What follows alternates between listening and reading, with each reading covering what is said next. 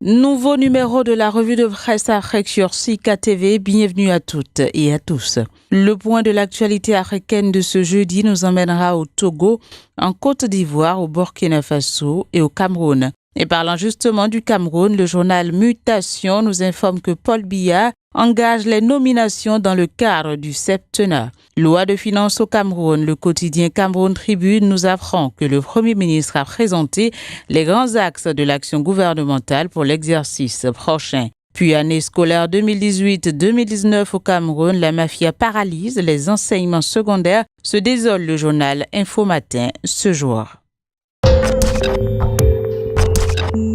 L'actualité au Togo porte essentiellement sur la proposition de la CEDEAO sur les réformes constitutionnelles. À ce sujet, réforme texte final de la CEDEAO, la C14 accepte, mais le pouvoir s'oppose. Peut-on lire en première page du journal Liberté qui se demande qui peut raisonner le pouvoir RPT unir.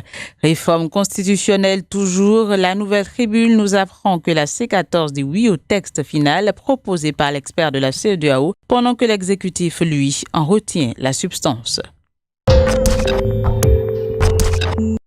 Marche du 29 novembre au Burkina Faso, le journal Sidouaya informe ses lecteurs que l'opposition se prépare et les syndicats s'en démarquent. On reste avec Sidouaya qui nous fait également le compte rendu du Conseil des ministres de ce mercredi.